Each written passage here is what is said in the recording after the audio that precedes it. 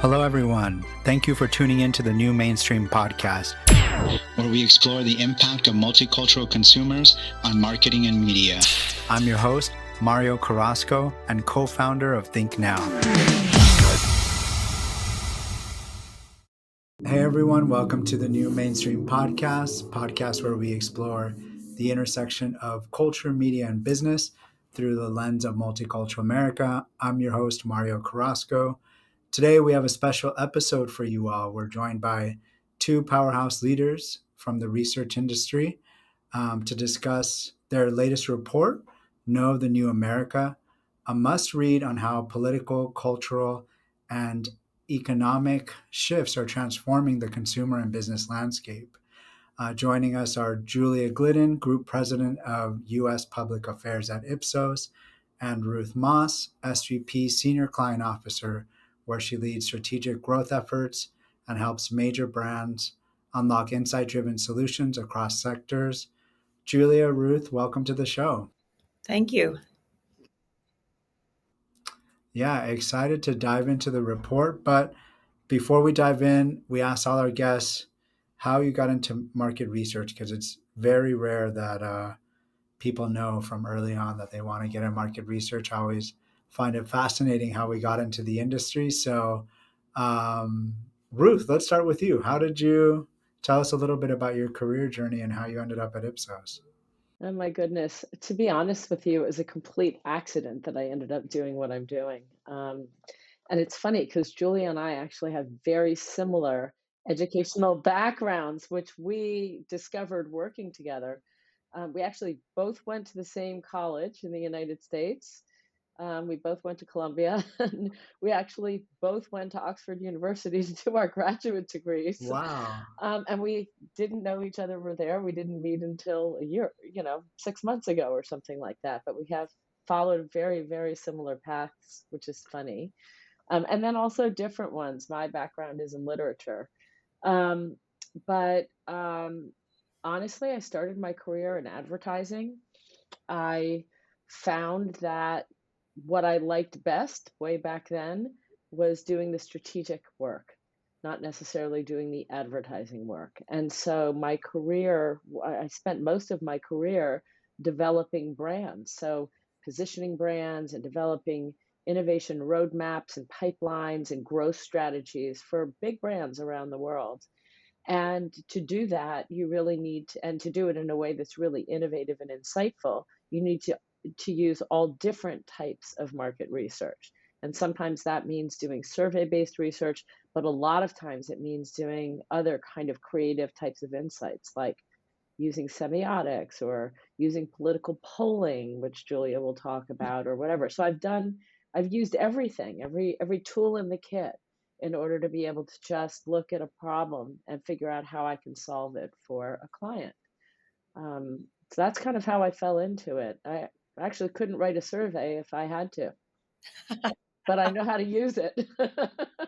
Very cool. No, Yeah. and so one theme I'm finding in our guests, and something that we share as well, is I also I have an undergrad and graduate degree in literature, and so I feel Ah, like there's something there of people that get into research. We like stories and storytellings yes. and the strategy side, and that's so important when you get into research. Like, Yeah. same, I can't necessarily put together a survey, but I can look at data tables and create, really good Yeah.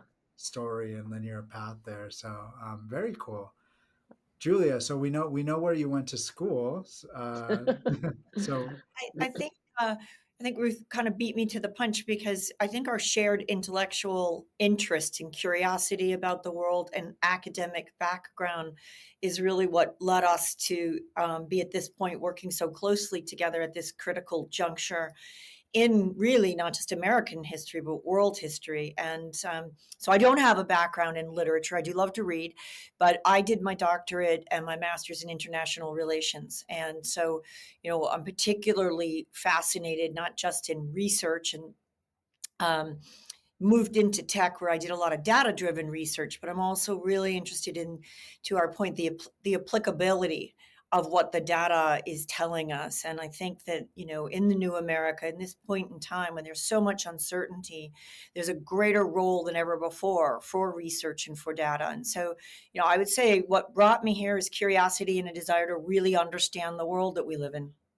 Yeah, and for me, I guess it's just people and their stories. You know what I mean? It's the same thing, and you can't understand people if you don't understand the context that they're operating in. So you've got to really be it's about being interested in people and wanting to know their stories and having empathy for them, you know. For sure. And I think the report does a great job of kind of capturing the moment that we're in. And Julia, you mentioned this point in American history. I think a good transition here is 2024. The election was something that shifted for many people, kind of the ground beneath us all. The New America report calls out something that I found particularly fascinating that I totally agree with, but I don't think I've seen necessarily said explicitly in a report about how party lines have blurred and traditional kind of red blue targeting no longer necessarily applies. If through this lens, what are some of the most compelling takeaways from your research as it pertains to that kind of blurring and this gray area that maybe brands, companies, people aren't necessarily paying attention to? Well, I could jump in there and say, the first thing is just to lay context. This is the single greatest upset, to your point, Mario, in the geopolitical order since World War II. The liberal world order as we know it has changed. So it's a trend that is impacting global brands around the world, not just in the United States. The old certainties that we had usually used to moor us, for example, Democrats align with this set of words and this set of values, and Republicans with this set of words and this set of values, has really shifted. It shifted in concurrence with a rise in national populism, which we have a different report, and it says have shown. And the two changes, which are obviously very closely aligned, have massive impacts for brands around a certain number of key areas. One, our research shows distrust in institutions has never been higher. That's not necessarily a news flash per se, but within the context of the new America, the new geopolitical landscape that we're operating in, it creates an opportunity for brands because what we find is people are still hungry to believe in institutions. They are still hungry to believe in things that they grew up with, they associate with, they've trusted in the past.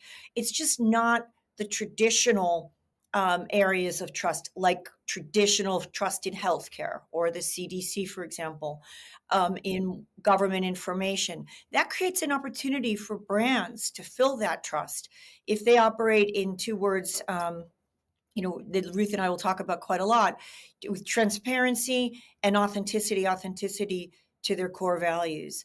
The second area that our research has shown is that, within this environment of distrust, words matter more than ever before. It's really essential that brands evaluate the words they choose and the way they choose to convey them in alignment with their core stakeholders and with their audience. And then last but not least, the point you've talked about, that Americans are much more nuanced than binary, much more nuanced than binary than the clickbait, the media kill, the polarized media environment would lead us to believe. And that when you really scratch below the surface, you'll find 80-20 concurrence on many, many issues. We're just living in a hyper-connected, hyper-polarized social media landscape that exemplifies the 20%. I want to ask something that I totally agree with you in terms of trust in traditional institutions, government, even things like that were mainstays in American and global life, like religion, right, are going away.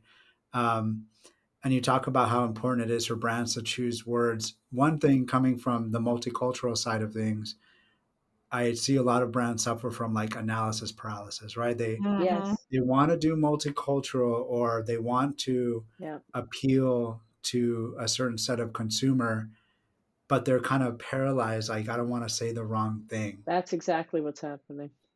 Mm. So how do you go about that? How do you go about choosing the right words and not suffering from this kind of analysis paralysis that I see clients go through every day? So I'll take that one. I have to say that It's not just in the multicultural realm, it's in the anything realm. Okay. So at this point, with the world the way it appears to be, right? That, these people are going to believe this thing and these people are going to believe that thing. So what do I do? I'm an American brand that, or whatever, whatever brand, but let's call it an American brand trying to communicate in this world. And I have never seen clients more sort of more paralyzed, more stuck. And part of it is that they're afraid to say the wrong thing, like you said. Um, Part of it is that sometimes they feel like they need to please everyone because they're a brand for everyone. Like there's some really big brands out there that are like Microsoft is pretty much for everyone, that kind of thing. And the problem is that what they need to do is they need to do, we think, four things, right? The first thing is they really need to understand who they are authentically. And that's always been true. It's always been true that you need to be authentic to who you are. But it's never been more important than now. Because if you don't really know who you are as a brand, it is impossible to make a decision about what's right or what's wrong for your business. And so if you start to understand the boundaries, right, of the values that you hold dear, whatever those are, or that let's say we're talking about Americans and Americans hold dear, then you'll understand how far you can push up against those boundaries so that you can do something that's interesting and engaging to people. Now, the values that we've found in our research that Americans can 100% agree upon are the values of freedom and fairness. The freedom to make your own choices, fairness to be seen or treated equally under the law. But those are big, big, fat topics. So if you're X brand, whatever brand you are, what does that mean? What does freedom mean in the context of business for your brand? What does fairness mean? And maybe there's some other values that you need to bring to the fore that's about who you are, but understand the boundaries of those. And then the second thing is really know who your audience is. So if, like you're talking about, Mario, it's a multicultural audience and you can define exactly what they're like, to be perfectly honest with you, like if what you have to say as a brand and who you're all about is appealing to, you know, uh, Hispanic people who play basketball, then who cares whether you offend some rich white lady in Boston? Like, so what if your shoes don't appeal to her? That's what, you know what I'm saying? Like, it just doesn't matter. What matters is that what you want to try and understand is actually, you know, what is it that matters to who is your target audience? And then what you should do, and this is very important, is treat your communications territories like they're political issues, because that's what it's like now, right? Yes, that's That's the the new. issue now. And so what I mean by that is, let's pretend I'm the brand. I'm going to sell basketball sneakers, right? And there are a million different ways that I can come up with topics that would be interesting for me, platforms for me to take up around basketball sneakers in America, 15 different ways that I could talk about it. I want to go out and pull those ideas, right? Um, People should be able to, on the court, express their opinion about blah, blah, represent what they believe about this or that. People should be able to have fair opportunity to play in the NBA regardless of their color, whatever these ideas are, right? 15 different ideas or however many ideas. Go out and pull them and understand how does that play against all the different political identities, Republican, Democrat, Independent. How does it play if you're male or female? How does it play if you're urban or suburban or rural or whatever it is? Whatever your picture is, whatever your canvas is. And then you'll start to understand where people are divided and where they come together. Okay, how do I find common ground? It's not that people all have common ground about everything, it's that you can go find it. And that's what it's about today, find it. And then once you find that common ground, how do you laser in and make sure that you develop the right strategy for expressing that common ground. Because the minute you hand that off to an agency, they're going to go, oh, I have this great idea, whatever. What you want to do is test strategies. Go in and test a bunch of different insights and reasons to believe. It's very easy to do and very quick to do, so that you can make sure that you're staying on that common ground and that you find the language, because the language that you would have used a year and a half ago, Mhm. about always believe such and such person if they got attacked, or whatever it is. No, we all know that people have lied, people have done things that are not to be believed. There's some nuanced language where people are going to be able to find common ground, where people are really going to be able to agree and and that's how you do what's authentic to your brand, what appeals to your audience, what really talks to your audience. And then you find that common ground in that nuanced language. And that's everything today. It's so important. And it's not like it used to be. And we think, making that investment up front to really understand the sociocultural, political landscape your brand is operating in will ultimately pay for itself 1,000 times over from a costly mistake. You know, we talked about, Bud Light.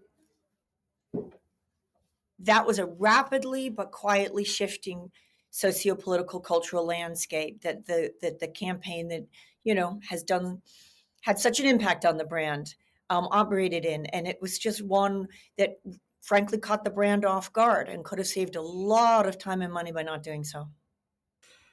Yeah, and it's interesting you brought up that example because I've been reading everything I can on that because um, it just seemed kind of unbelievable. And it's interesting because it wasn't even a big campaign.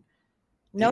It was just a beer can that they sent to this particular influencer. They had sent it to hundreds of influencers, and it just happened to go viral. And um, but there's a lot to process that Ruth and Julia you just said. I think the things that really resonated with me were authenticity, really knowing who you are before doing anything, and defining your consumer.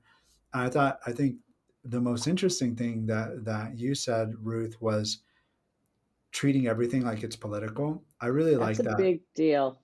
I you think Mhm. know, that's a big thing. Yeah. because so many people, I feel like marketers and just consumers in general, lament the fact that things are political. And it's like, Hmm. well, we like it is what it is. We're operating in this world.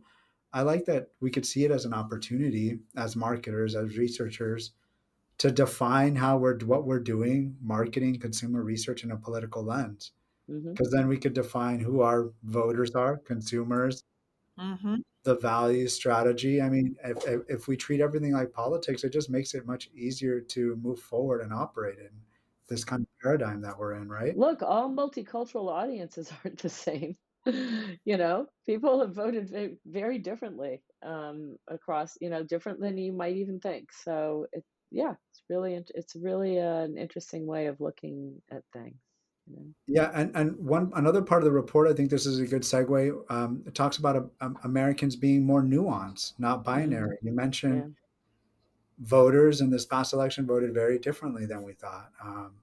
Can you share kind of how that's playing out in the data and the report, and how brands adjust their thinking of to kind of adapt to this more nuanced American consumer? So let me give you an example of the nuance. This is an excellent question, and it's playing out on our TV screens. And I just arrived in New York City, like literally before my eyes today. The hot topic of immigration. Now, if you turned on the news or you plugged into social media, you would think that Americans are just 100% in violent disagreement on immigration, and there's no area of consensus. And yet, one of our earliest polls, even before the new administration was inaugurated, showed that an overwhelming, over 70% of Americans believed that that the government had the right and that you should deport immigrants who are here illegally. But just as many Americans thought that, were really opposed to deporting young children brought here through no fault of their own who have only known the US as a home. And that's an example of the nuance and not just categorizing every person that voted for the Democratic Party thinks this way, and every person that voted for the Republican Party thinks that way. That's an example of the non-binary, the binary, the nuance, the purple.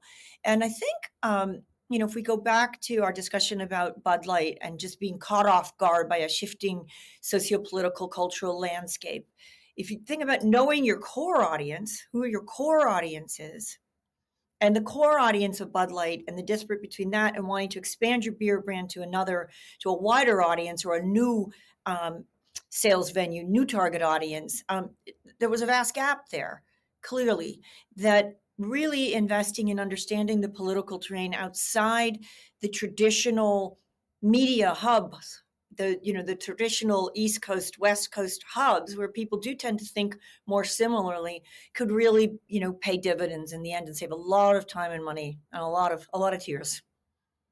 Oh yeah, yeah. And I think another story that intersects with this, it's maybe tangential, but I think what I found most interesting about the Bud Light story was also how then Modelo became the number one beer. And yeah, part of it was this misstep. I think a big part of it, but I think the trend was already there. Like Mm-hmm. Bud Light was already losing market share. Mm-hmm. Modelo was already on the rise for various factors, and so that intersection is really interesting to me too. And now Modelo is squarely the number one beer brand. Just came back from Beach Week with a bunch of 18 and 19-year-old boys, and I can attest to that. There you go. There's some ancient history on, or some pretty good um, beverage category understanding on why Bud Light was the number one beer for a very long time. It's not just branding, it's distribution, but um, yeah, there's a lot that goes into that. But What so this is the last question I have on kind of this topic of how companies can now use this distrust in institutions to kind of step in and maybe not replace but be a voice or potentially guide consumers. Like I thought that was really great advice, and I'm curious from a practical standpoint, how are you advising clients to kind of step into this kind of blue ocean opportunity, let's call it, without stepping into these landmines like the Bud Light issue? Like, yeah, so I'll take that one. So one of the things that we've found is that um, America, in general, our research shows that people around the world used to think that America was kind of uh, doing good for the world, is what I'd say, right? Much more than it is now. The perception of America has really, really fallen over the last 5 years or whatever, but especially precipitously, right, in the this last is year, globally. globally. So when you start to look at the, like, country by country by country, how they rank, America went from here to there really quickly. And you can imagine, like, what Canadians think of us. It doesn't even, like, it's not even on the chart. That's how bad it is, right? Okay, that kind of thing, which we all know why. But so the question that raises, if you're a global brand that is rooted in the United States, right? Think of a brand like a Coca-Cola. It's like iconically American. You know what I mean? Or think of some of these like iconic American brands. You have to be asking yourself, well, what am I supposed to do if I need to be marketing my product in Mexico or Canada or wherever, these places where people feel like we've really done them wrong? And so this is how I think about it. And this is how we've been, advising clients. The first thing you want to understand is how tightly is your brand associated with the United States? And is that good or bad? Because it could be good or bad. It could still be good or bad, right? But at the end of the day, for me, it comes back to values. So I talked about freedom and fairness in the United States, but what are the values that are most resonant? I'll take my Mexico example in Mexico, right? And how do they align to my brand? So I want to understand the values across the Mhm. world, that unite people, basically. And if my brand can, within its authentic self, represent in a really important way these values that are more important to Mexican people, for as my example, right? Than the fact that you're American, then you then that is a much bigger thing. You know what I mean? So forget about the institutions that we represent, right? Because that's what that is, the nationalism or whatever. How do we represent things that are, and how do we really embody, not just represent, but authentically embody values that are more important to human beings, right? And that reflect well on themselves, and the choices that they make. It's bigger than the fact that they picked a Tesla, or whatever. So that's one of the things that we're really thinking hard about, and how we help our clients. No, And that's great, and also, I think the Coca-Cola example is such a great example, and especially in Mexico, because you know me, I was just in Mexico this weekend, and when I'm in Mexico, Coke feels Mexican, and I think it's because they do a good job of anchoring it from a value. And then I'm thinking furthermore, interestingly, I feel like I'm sure Coke did their research, but Mexican Coke in the US feels like an upgrade, right? Mhm. Which is interesting. It's an American brand, but now like you go to a restaurant or whatever, and it's like when you see Mexican Coke, it feels more high end because you know they're using real sugar and not corn syrup or whatever. Yeah, mhm. So that's interesting. yeah. These are, yeah. Well, what you're talking about is really also part of a wider trend that the new America, as I referenced in the beginning, is part of. And that is there's a rise of national populism around the world. And what that means for brands and marketing is really profound because for many, many years we assumed globalization, have an iconic global brand, and that would be enough. And you can consolidate your brand. But what we're really finding is a return back to some of the good old-fashioned basics, which is understanding your authentic core values of who you are as a company and then investing in localized research to contextualize those values within a local framework. And brands like Coca-Cola that have done that have really, succeeded at positioning themselves for this very unique moment in time. So there's a storm. There is a backlash against American brands. There is a backlash against buying American. It comes at the same time where there's a rise in wanting to buy local.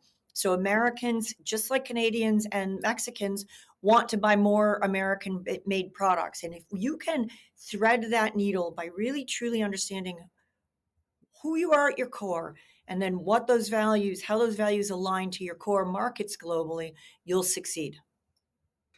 Yeah, that's great. And so what I want to talk about that, and like I think it was Ruth, you mentioned agencies as well. I mean, we have a lot of agency listeners as well.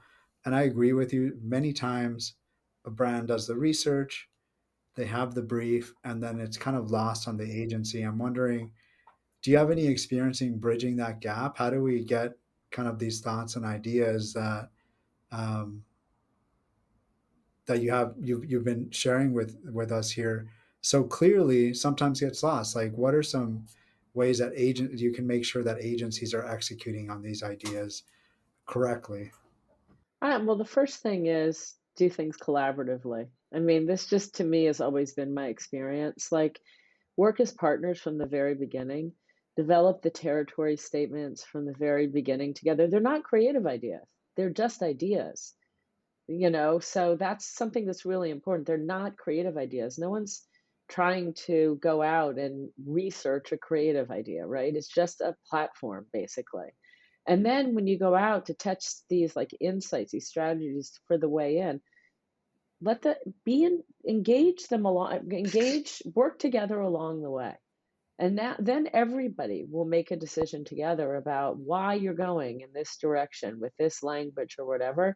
And then they take ownership of it and turn it into something that's brilliant that, some researcher's not going to be able to turn into something that captures your imagination or your heart or your mind. You know what I mean? But honestly, working collaboratively that way is really important. I don't think it ever I don't think it ever works to just do a handoff to somebody and say, here's what you have to do, right? No one likes to be, especially not a creative person, right?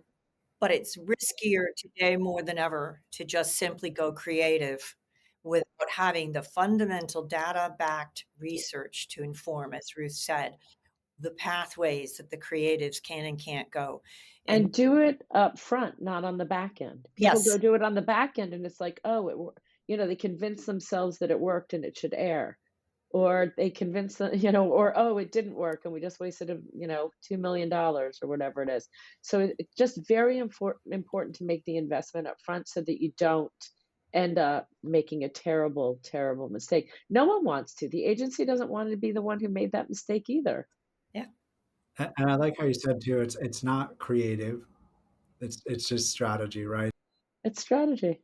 I Mm, think that so many times agencies feel territorial, like, oh, don't tell me what to do.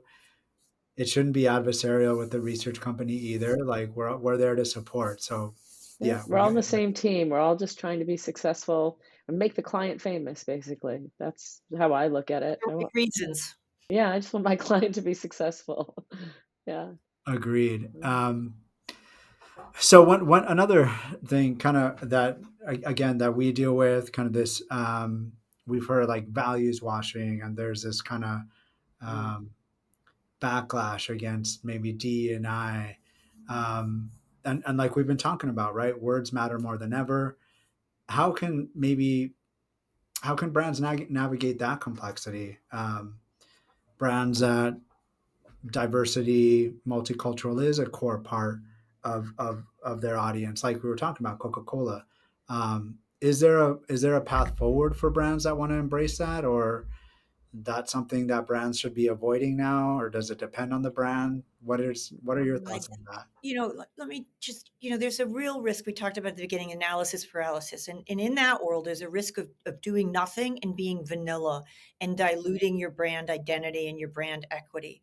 And on the other hand, there's a risk of not understanding. And we have one client that, did not, you, launched a campaign around equity, thinking that that was a word we all agreed on as being equal treatment.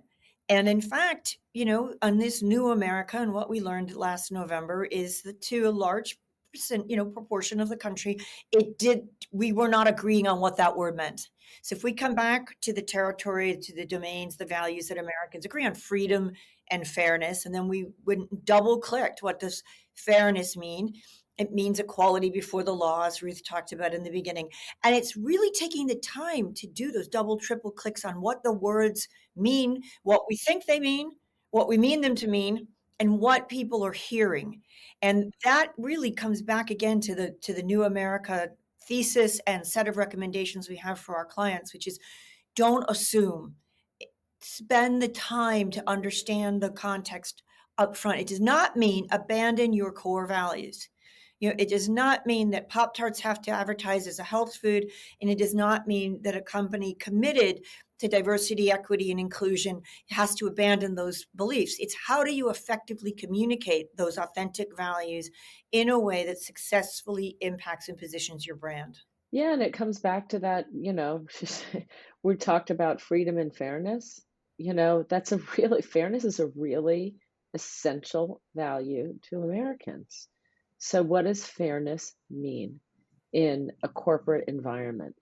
Hmm. What does it mean today in a corporate environment? That's all. And, all successful businesses know that they need diversity. Like, what would we be if every single person in a company who was making a decision was exactly the same? Like, we've come much further than that. Everybody knows you need that. It's how you articulate what Yes. you're doing. Yeah, and it seems such a like basic advice, but it's advice that definitely, I mean, I know brands that we work with aren't necessarily all doing it, or even us as researchers, or we're just asking, like, what does that word mean? Because I think it's so, we use these words internally for our communications, but when we talk about it from a marketing perspective, um, it might mean something totally different to the consumers that you're reaching out to. And I think something we have to remember as well. It's funny. I think about, maybe this is a really weird way to think, but this is how I think about these things. It's just about being a human being. So let me give you an example. I have a conversation with a friend all the time. Like we will say, we play a game, we play Wordle in the morning, we share the Wordle. And some days I'll say, "Oh, this was just luck."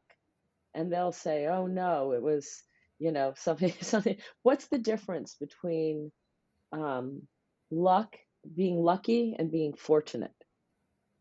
Like you'll talk about your life. "Oh, I was just lucky." And someone else will say, "Well, I was very fortunate."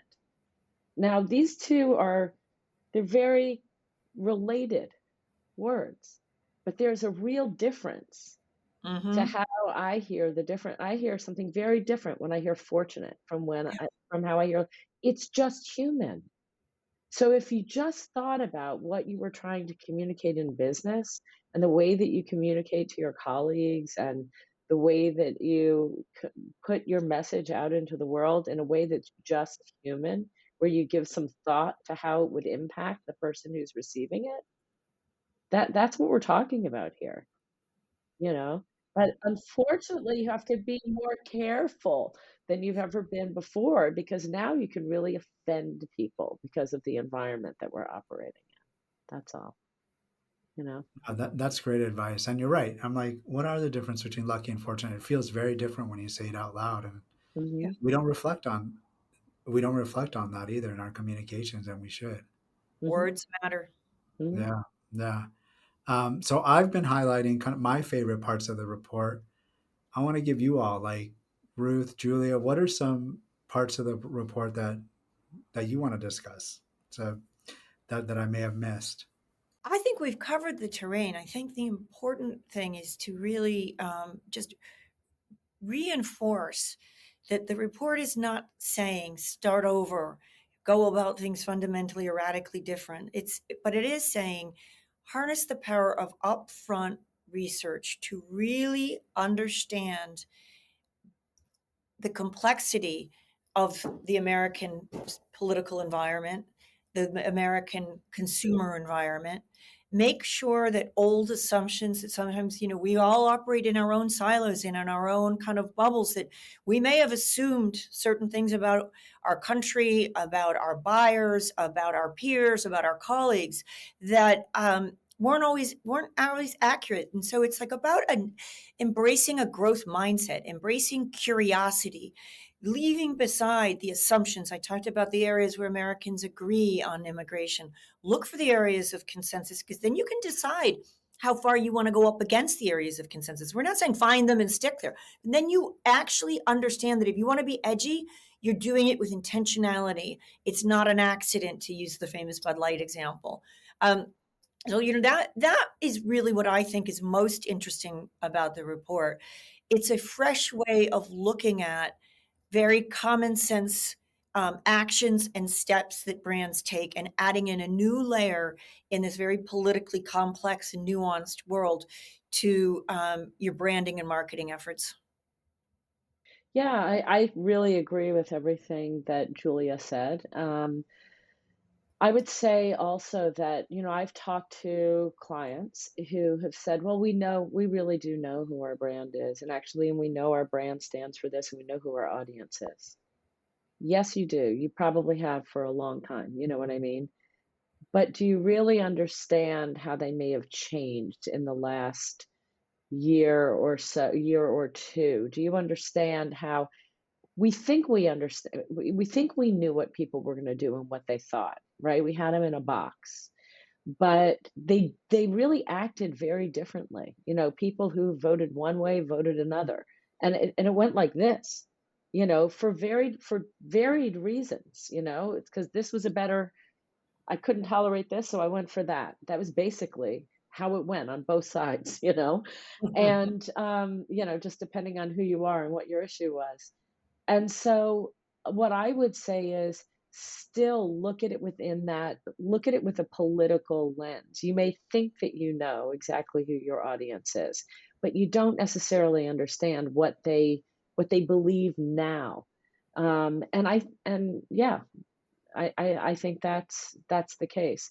And I think that you might find, and Julia pointed this out, there's probably less tolerance on the ends of the country for certain things or whatever. Um, it- Look for areas where I've called it common ground, Mm-hmm. but it is an open, where people are open to tolerating a variety of opinions, like it's just not that black and white. Um, People do agree that, yeah, yeah, Takeaways of the report that overall it just felt optimistic to me. I think it's yeah, Mm-hmm. easy to feel like, this environment's heavy or yeah, difficult to operate in. But I felt like the report gives brands and companies a path forward. Like, yeah. one, it is nuanced, but there is common ground, like you mentioned, Huh. Ruth. Um, I think looking at things from a political lens is not a bad thing. It makes it easy, like, oh, I could deal with this. Um, and there is still a way to be authentic, to be yourself, and it's okay if you alienate some other consumers as long as you're Mm-hmm. sticking to your core consumers. So overall, I found the report to be optimistic. So thank you for coming on to the podcast and sharing. For people that want to find the report, maybe reach out to you. Is there, I know you send me some links, but like, is there a website where the report lives, where they can download it or read about more about it? Yeah, we can send you a link to we have a whole Knowing the New America site that we can share with you. Awesome. So I will put that in the episode when we publish it. Um, Thanks again, Ruth, Julia. It was a pleasure to talk to you both. And thank you, everybody, for listening. Thank you. Thank you for having us. Lots of fun. Bye bye. Thanks to everyone listening in. To get more multicultural insights, check us out at thinknow.com and follow us on social media. You can also subscribe to this podcast on your favorite platform.